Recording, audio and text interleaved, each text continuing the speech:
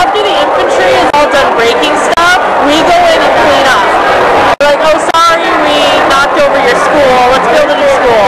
Or your clinic needs medical supplies, we can get you those medical supplies. So you go with the economy. Okay. And the economy, yeah. Oh. Structure. Oh, good.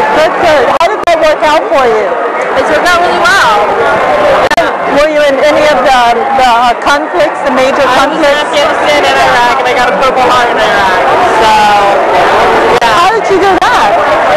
Some asshole tried to blow up my Humvee. And what did you do? I drove the Humvee out of the danger zone, and then I applied self-aid to all of my shrapnel wounds while everyone else helped my gunner, whose leg was nearly blown off. So, then we all went to the hospital. And this was in Afghanistan? This was in Iraq. Iraq? Wow. So were you in Iraq and Afghanistan? Yes.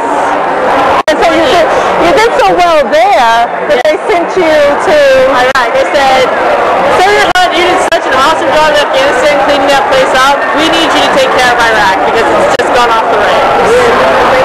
And there you were. And there you were, right? There I was, yep. Yeah.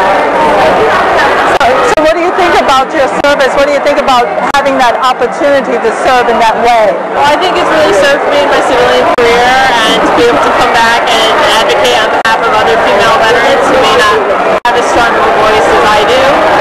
So there are a lot of issues I see with the VA and like trying to provide child care. I mean, child care needs to be provided to all veterans coming to their appointments, but also, you know, greater resources for female veterans. I recently used the VA to pay for my obstetric care, and there's a lot of issues that could be fixed within fee basis to help make that a smoother process for other female veterans. But they're like coming up to basically, they didn't have the care you need here. Is that what you're saying? They don't hire obstetrics here because they don't have a mandate for it until recently.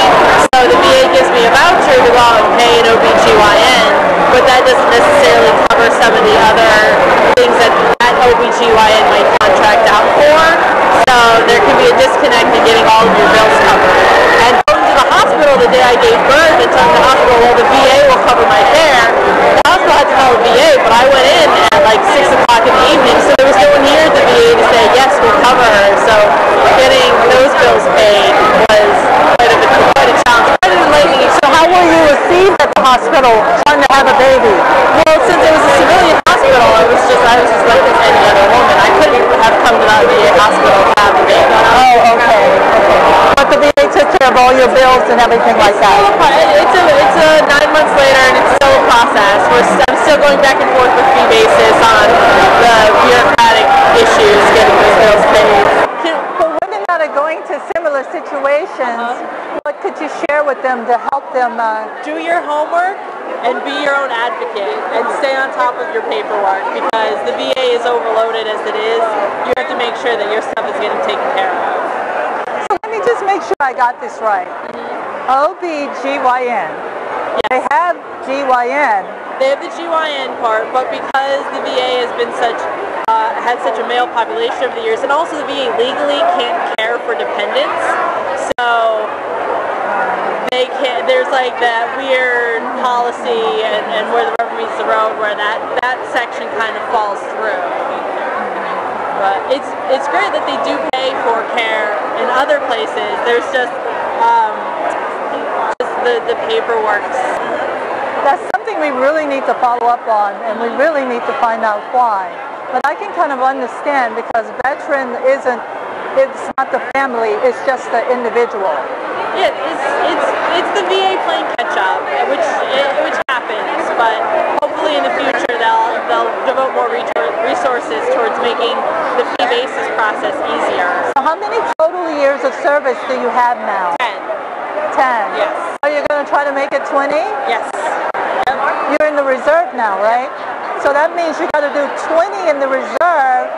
How does that work? No, it means if you were active duty into 20 years, you can retire. Like, let's say you turn 18, you can retire at 38 years old and start drawing your pension. I can retire at 20 years, but I don't get my pension until I turn 65. That's the difference. Would you recommend your course of action, your career choices to other women? Yes, definitely. Definitely. I love serving in the military. It's been a great experience, and I had only planned to do the 6 years that I originally signed up for, and I'm still in. Front line. Would you recommend that they go to the front line like you did?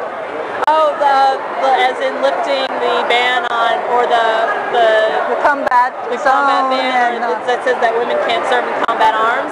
I'd say that the ban should be lifted and they should give women the chance. The argument that the physical standards couldn't be met by some women, there are some men who can't meet the physical standards to have those combat arms jobs. So there are ladies out there who could definitely succeed and thrive in that environment.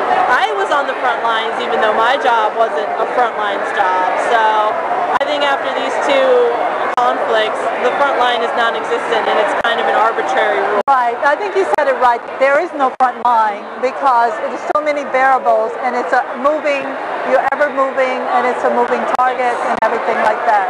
So thank you so much for your service. Thank you so much. Thank you. The Purple Heart recipient.